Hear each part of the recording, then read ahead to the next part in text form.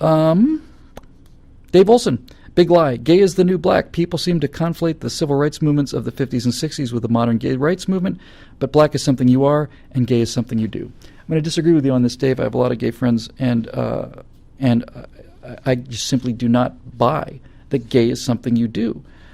The gay people that I know that I've spoken to all my life knew they were gay when they were 5 or 6 or 7 years old. And so you have to ask yourself, if gay is something you choose, if gay behavior is a choice, you have to really seriously ask, again, you have to kind of grant the premise, right? Grant the premise. Let's say it's true. Let's say that homosexuality is a choice, therefore it is not protected by civil rights because it's a choice. And you can choose any number of things that may be against the law. That doesn't mean you get to be protected by it. So let's just say you're right. Or at least I'm assuming this is your argument. Certainly some people are making this argument. If homosexuality is a choice, you have to ask yourself, why would anybody choose homosexuality? Why? Why? Why? Put aside all of the opprobrium, and put aside all of the tormenting, and put aside all of the torture, and put aside all the fact that your parents don't love you, and put aside all of that. Go straight to the matter of it. Go straight to the heart of it. If you are making a sexual choice, if it's an actual decision that you're making, and gay people consist of less than 5% of the population, it's probably 3%, but let's say it's 5. It's not that many, but let's say it's 5, because 5 is a nice round number. 5% of the population. Why would you choose an orientation that means that of the 20 people you are most attracted to, 19 of them not only want nothing to do with you, but 10 of that 19 think you're a monster and think you should be in jail? Why would you make a choice like that? Why would you make a choice that would just say, oh man, look at this, there's a room full of people. None of them want anything to do with me. Maybe 1 out of 20. And I got to find that 1 out of 20. And if I find that 1 out of 20, well then, okay, now what? Now we're demonized, now we're tormented. No, you can't make any sense out of it as being a choice. It just doesn't make any sense. You can't. It just doesn't make any sense.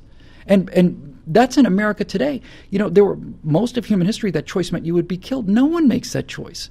And you can say that some people would choose something that's beneficial to them against that kind of social norm, right? Against that kind of social norm, you can say, well, you know, all right, I want something, you know. But the point where this falls apart is because you're defeating your own desire. In other words, if you chose to be attracted to men because you were in it for the sex, your choice is locking out 19 out of 20 of the partners you want. Why would you do that? It doesn't make any sense, and it just doesn't. And frankly, if you're trying to say that gay people are doing homosexual activities because of a choice, ask yourself, what kind of a choice? What would make you make that choice? There's nothing in the world that's going to turn me gay. Nothing. There's no amount of rewards. There's no amount of benefits. There's no dream boyfriend for me. Nothing is going to make me make that choice. It's abhorrent to me. To me. Right? I don't think that's a choice I make. I don't think it's something I consider. I haven't had a lot of luck dating here in Los Angeles. Maybe I ought to think about the gay thing. I may want to think about moving my energies into that. No. It's nuts. I'm sorry. I just think it's nuts. Somebody just, Ohio Coastie just said, well, sodomy is a choice. Yes, sodomy is a choice to the degree that is a choice of an outlet for your sexuality, which is not a choice. I don't think it's a choice at all. And I'm speaking from some experience with gay people here. I got involved with the theater when I was 15 years old, and I've been around gay people my entire life. My experience with people who say that this is a choice have not been around gay people their entire lives. I had in college, actually when I went back, not when I was in college, when I went back to Gainesville in my early 30s. I did a sketch comedy show down there, and we had 10 great people. One of them was a gay man who wanted to move into an apartment, asked me if I wanted to go with him. I said, sure, it sounds great, because he was a great guy. He was a great guy. He's a really, really cool guy. He had a room. I had a room. Didn't bother me in the slightest, at all. But to say that he chose this is just, no, it's not true. And I don't know any gay people who say that it's a choice. They all knew it when they were kids. They knew it when they were children. And why would a child choose this?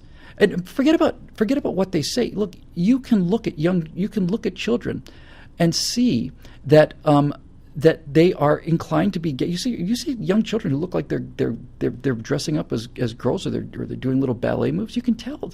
Why would they do it? They don't even know what it is yet. They don't even know what it is yet. So you know what?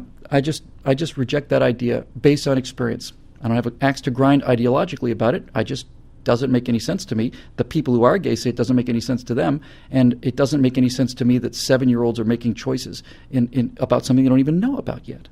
So if it turns out that it is in fact a biological proclivity, and it seems to be, and by the way, there are gay populations in other animals, why would the animal choose to be gay? Why would look, I'd be willing to admit, and this is going to offend gay people, I'd be willing to admit that it's a genetic malfunction. That actually seems logical to me. It just looks like it's a malfunction. But this idea that it's a choice or something is just, no. Animals don't make choices. They just do it. So I think that this, look, there's a lot of people who have a lot of problems with homosexuality. A lot of people have a problem with gay people. There's nothing I can do about that. I personally have a problem with the gay agenda.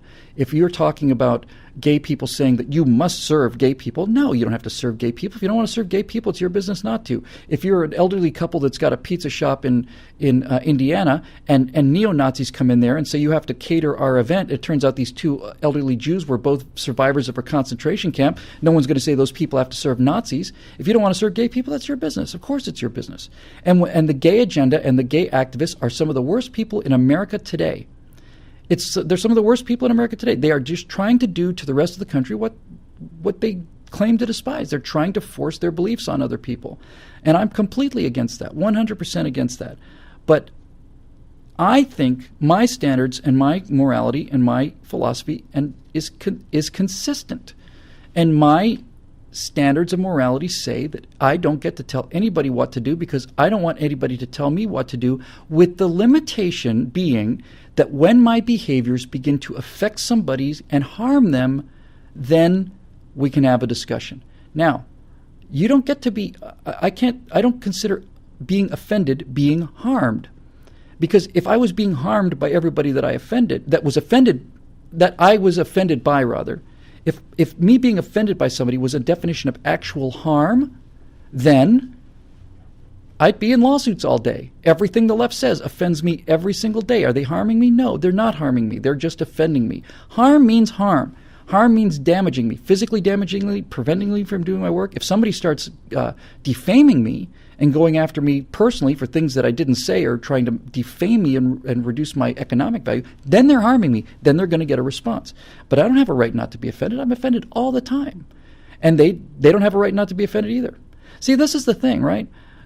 If you want to boil it down to kind of a facile little cliche, I don't believe the people in Selma, Alabama have a right to tell people in San Francisco how to live. And I also don't believe the people in San Francisco have a right to tell the people in Selma, Alabama how to live either. See how simple it is? See how consistent it is?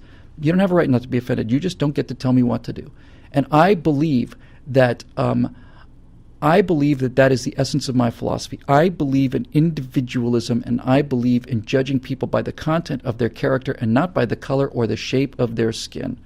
I believe this in my bones. It's consistent, and it's beautiful, and it's real. So, my question about gay people is, are these people harming me if they get married? They're not harming me at all. They're not harming me at all.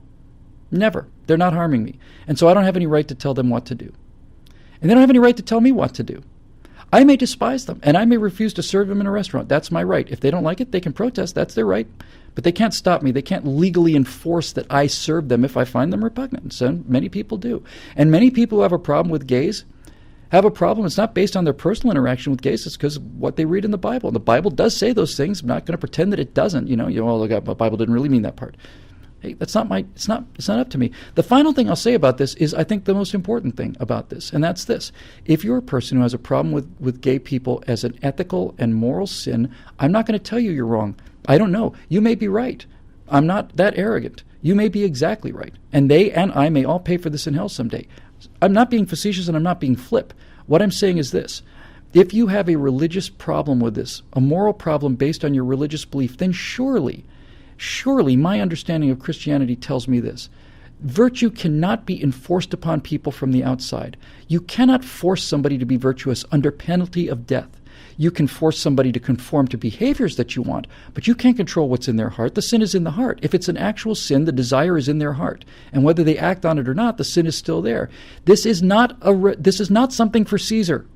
This is something for God.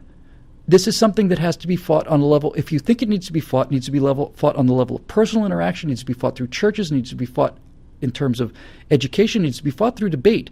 But you simply cannot tell me that the way to get rid of sin is to empower Caesar to come down with his legions and force people into behaviors that you want. That's not virtue.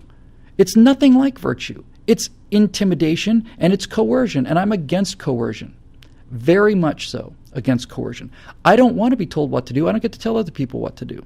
So, look, I think, by the way, it's not a question of like allies. It's not a question of like this is a coalition that will win elections. We're bludgeoned by this, and I'm tired of being bludgeoned by it. And the reason I'm tired about being bludgeoned by it is this.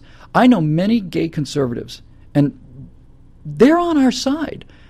They're not just on our side. In some level, they're uniquely on our side because I can't tell you how much I've run into this. You ask any gay conservative, a little gnat around here, you ask any gay conservative, any one of them, this question: do you find that it's harder to be a gay person, an openly gay person around conservatives, or do you find it harder to be a conservative among liberals? And every gay person I've ever met says this is a no-brainer. This isn't even up for discussion. It's much easier for me to be gay around conservatives than it is for me to be a conservative around liberals. The level of hate and prejudice and dismissal I get from liberals for being openly conservative is it's hundreds of times worse than what I get for being gay around conservatives.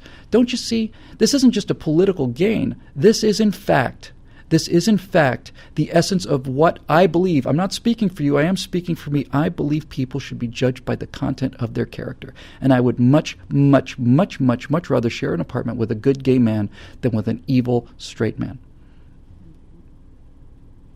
It's not even up for discussion for me. So there you go.